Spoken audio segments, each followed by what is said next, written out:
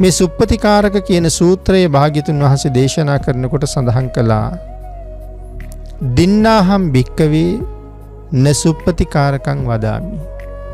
මහණෙනි මේ ලෝකෙ දෙන්නෙක් ඉන්නවා කවදාවත් සලකලා ඉවර කරන්න බැරි.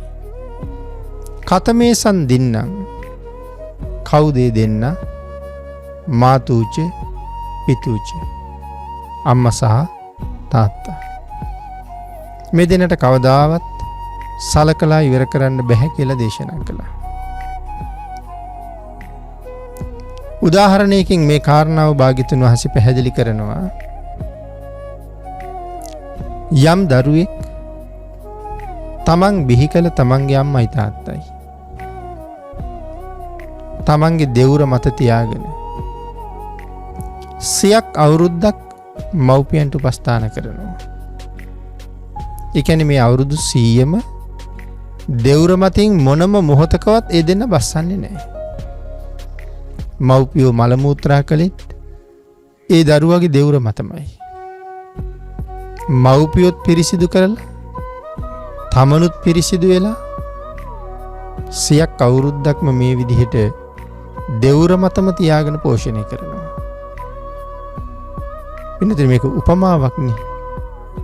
ඉතින් එහෙම පෝෂණය කරලා අවුරුදු 100ක් ඇවෑමෙන් මව්පියෝ බිමින් තියහම සඳහන් කරනවා ඔහු මව්පියන්ට සැලකුවා මදි කියලා. බාහන කාරණාව කොච්චර බරපතලද කියලා. සියක් අවුරුද්දක් දෙවුර මතම තියාගෙන පෝෂණය කරනවා කියන කාරණාව හිතන්නවත් පුළුවන්ද? ඒ තරම් කැපකිරීම කළොත් යම් කෙනෙක් භාග්‍යතුන් වහන්සේ දේශනා කරන්නේ ඒ කැපකිරීම මදි කියලා. අම්මා තාත්තා වෙනුවෙන් ඒගොල්ලෝ අපි වෙනුවෙන් කරපු දේවල් වලට සෑහීමක් නැහැ එතන කියලා. ඉතින් එහෙම සඳහන් කරන්න පින්නතනි කරුණු කොච්චර තියෙනවද? ඒක එහෙම වෙන්නේ. අම්මා කෙනෙක් දරුවෙක් කුසට ආවට පස්සේ මාස 10කට ආසන්න කාලයක් මොන තරම්නම් දුකක් ඉවසනවද? කොයි තරම්නම් වේදනාවල් විඳිනවද?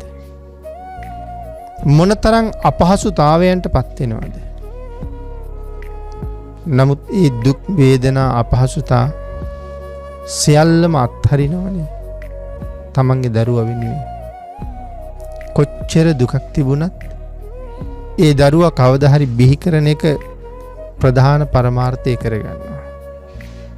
මොන අපහසුතා තිබුණත් තමන්ගේ දරුවා වෙනුවෙන් ඒ සියල්ල ඉවසනවා. දරුවන් බිහි කරපු අය ඒ ගැන හොඳටම දන්නවා. ඒ කාලේ කොයිතරම් වේදනාව වින්දද? කොච්චර දේවල් අත්හැරියද?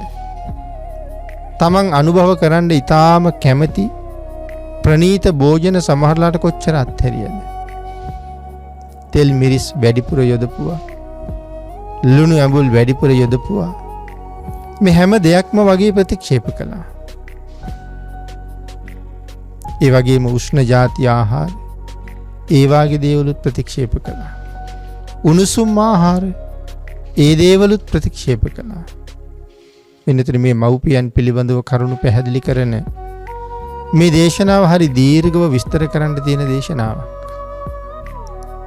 මොකද ධර්මයේ සඳහන් කරනවා මේ මාතෘ ගර්භය තුල ගත කරන මාස 10කට ආසන්න කාලය නිරයවල් ගණනාවක තියෙන දුක ඉවසනවා ගැබේ ඉන්න කෙනා කියලා.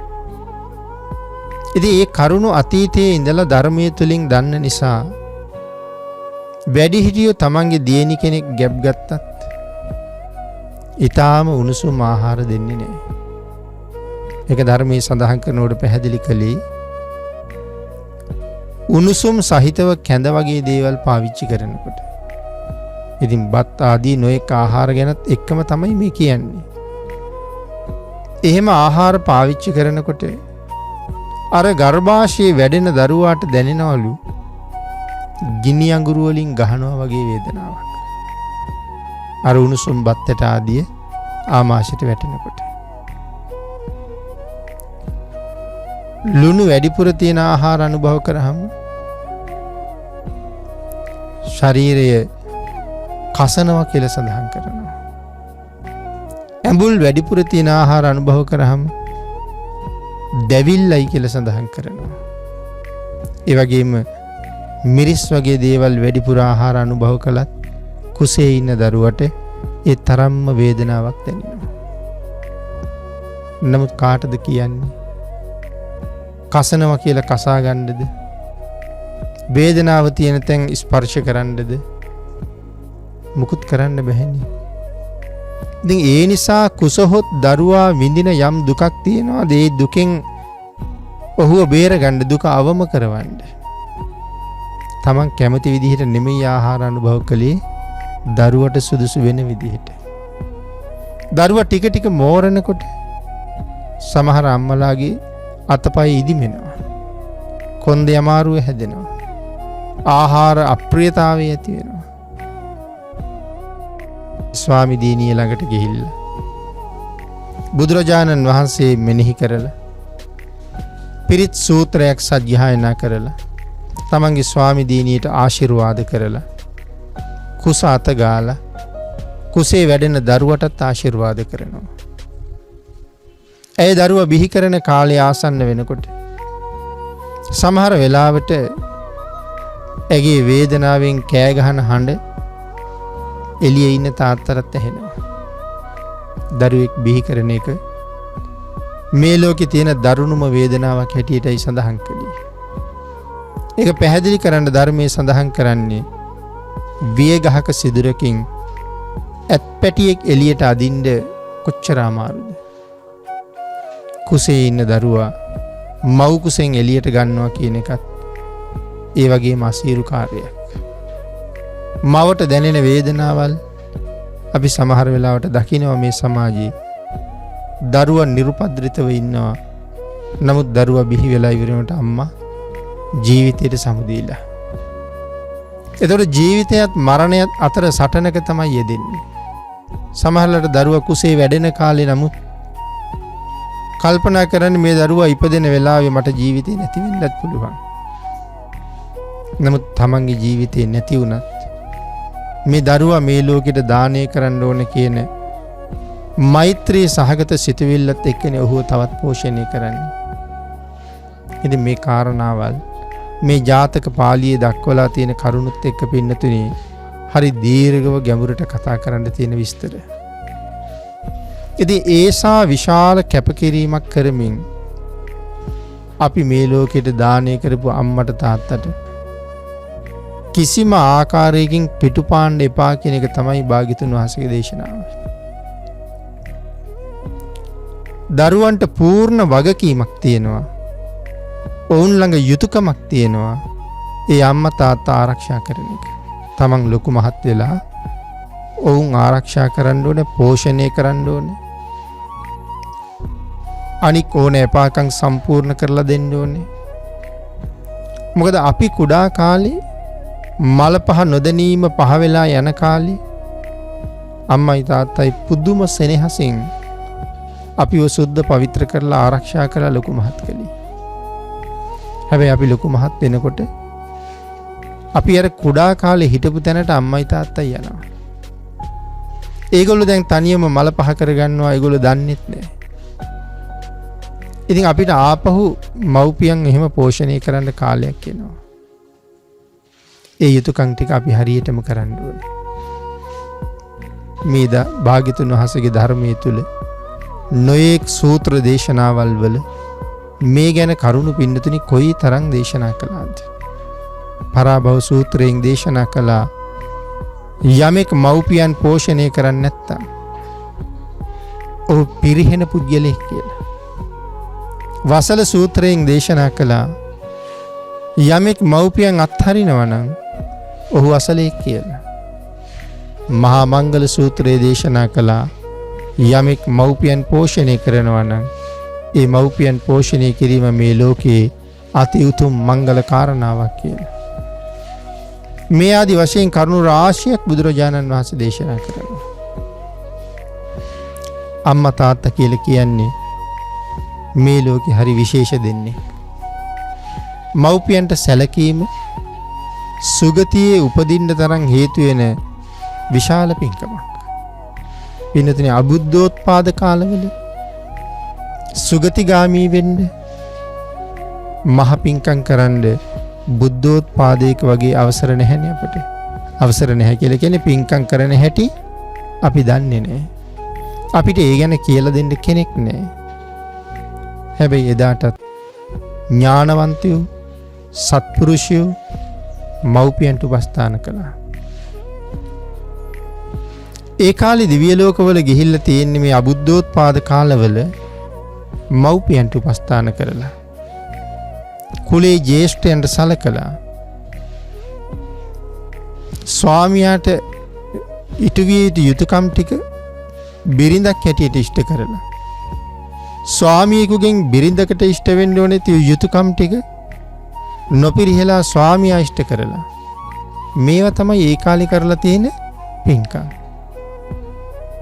සක්‍ර දේවේන්ද්‍රයන් වහන්සේ අබුද්ධෝත්පාද කාලයක මගමානවක නමින් ඉපදිලා වෘතපද 7ක් සමාදන් වෙලා දිවි හිමියෙන් ඒ වෘතපද ආරක්ෂා කළා, ක්‍රියාත්මක කළා. ඒ වෘතපද අතර තියෙන එකක් තමයි පින්නතුනි ජීවිතේ තියෙනකන් අම්මා තාත්තා අත්හරින්නේ නැහැ කියන පොරොන්දුව. ඒ කියන්නේ සක්‍ර දේවේන්ද්‍රයා බවට පත් වෙන්නත් මව්පිය උපස්ථානයේ වටිනවා. ඒ කාරණාවෙන් අපිට පැහැදිලි වෙන්නේ මේ අම්මට තාත්තට සලකනවා කියන එක මේ ලෝකේ අති විශේෂම කාරණාවක්. ඉතින් ඒ කාරණාව මනාව තහවුරු කළා නැවත වතාවක් අපි පින්නතුන් දන්නවා දසවස්තුක සම්මාදිට්ඨිය පිළිබඳව. කෙනෙක් බෞද්ධයෙක් බවට පත් වෙන්නත් කලින් ඔහු ළඟ තිබිය යුතු සම්මාදිට්ඨියක් තමයි දසවස්තුක සම්මාදිට්ඨිය කියලා කියන්නේ. ඉතින් මේ වෙලාවේ දසවස්තුක සම්මාදිට්ඨිය පැහැදිලි කරන්න තරම් කාල වේලාවක් අපිට නැහැ. ඉතින් මම සඳහන් කළානේ කෙනෙක් බෞද්ධයෙක් බවට පත් වෙන්න කලින්ම දසවස්තුක සම්මාදිට්ඨිය පිළිගන්න ඕනේ කියලා. ඒ කාරණා 10න් එකක් හෝ යමෙක් සැක කරනවා නම් ප්‍රතික්ෂේප කරනවා නම් ඒ සැකය නැති කරගන්න තාක්කල් ඒ ප්‍රතික්ෂේපය නැති කරගන්න තාක්කල් ඔහුට බෞද්ධයෙක් බවට පත් වෙන්න පුළුවන්කමක් ලැබෙන්නේ නැහැ. මොකද භාග්‍යතුන් වහන්සේ ගැන තියෙන සැකයක් නැත්නම් ධර්ම රත්නය ගැන සැකයක් තමයි ඒ දසවස්තුක සම්මාදිට්ඨිය සැක කරනවා කියලා කියන්නේ. මොනවද එතකොට දසවස්තුක සම්මාදිට්ඨිය? අතීට්ටං දුන් දෙහි විපාක ඇත. යමක් දුන්නහම ඒකේ විපාකයක් තියෙනවා කියන එක දැනගන්න ඕනේ. පිළිගන්න ඕනේ. අතීට්ටං මහා පූජාවේ විශේෂ විපාක ඇත. අති හුතං මෙලවින් දුන්නහම පරලොවින් ලැබෙනවා. අති සුකට දුක්කටානං කම්මානං පලං විපාකෝ මේ ලෝකේ අපි විඳින දුකක් හෝ සැපක් යම් යම් අවස්ථාවන් වල තියෙනවා නම් ඒ දුකට හේතු වෙන අතීත අකුසල කර්මයකුත් සැපයට හේතු වෙන අතීත කුසල කර්මයකුත් තියෙනවා කියන එක සත්‍යයි. අත්ති අයං ලෝකෝ මෙලොවක් තියෙනවා. අත්ති පරලෝකෝ පරලොවක් තියෙනවා. මිනිත්‍රි මේ කරුණ දක්වලා තියෙන සමහර අය මේවා පිළිගන්නේ නැති හින්දා. සමහර අය දානීය විපාක පිළිගන්නේ නැහැ.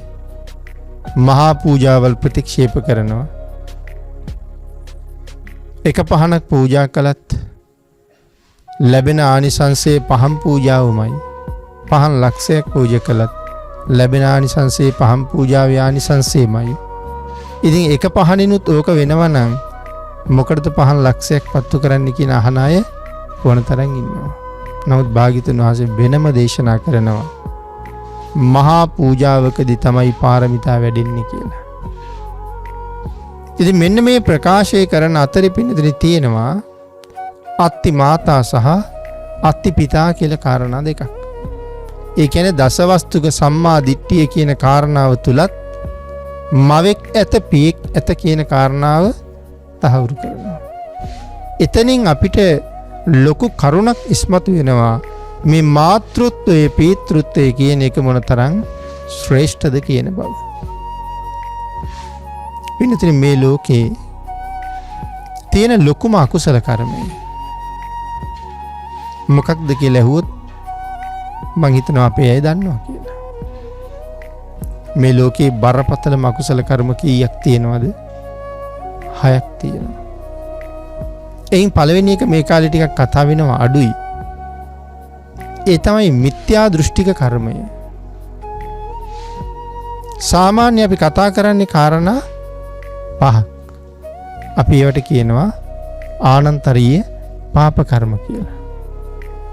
ඇයි මේවට ආනන්තරීයයි කියලා කියන්නේ? න අන්තරීයයි. ඒ කියන්නේ අතරක් නැහැ කියන එකයි. ඉඩක් නැහැ. හිරැසක් නැහැ කියන එක. මොනවා අතරේද ඉඩක් නැත්තේ? මොකක් තුලද හිරැසක් නැත්තේ? මරණයයි උපතයි අතර. යමෙක් ආනන්තරීය කර්මයක් කරගෙන නම් මේ ලෝකයේ අන්තිම ප්‍රාණවායුව මේ වාතලයට මුදා හරිනවත් එක්කම ඔහු අනිවාර්යෙන්ම අවීචි මහනිරේ උපදිනවා.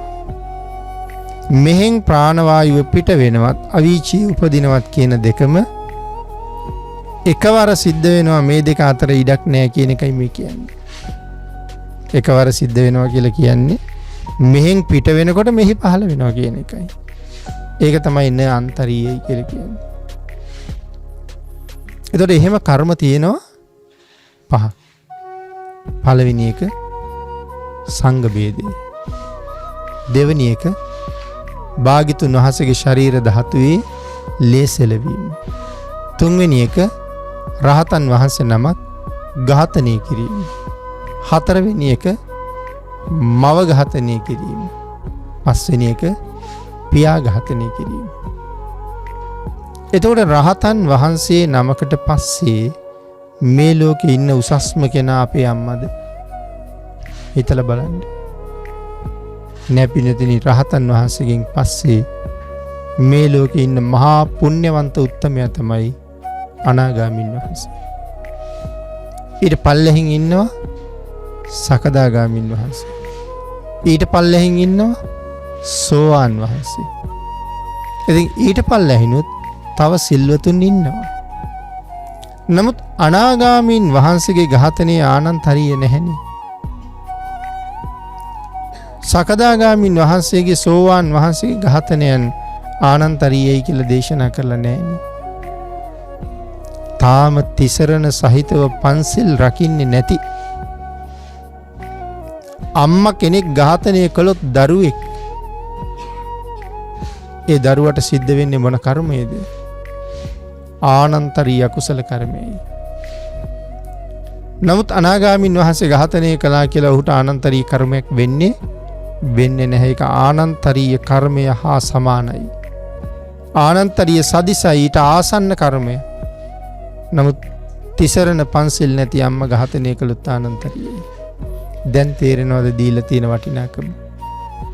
ඒ කියන්නේ ස්වභාව ධර්මයෙන්ම මුළු විශ්වයෙන්ම මේ මාතෘ පීතෘ කියන නාමයට හම්බ වෙලා තියෙන්නේ මහ සුවිශාල ගෞරවයක්.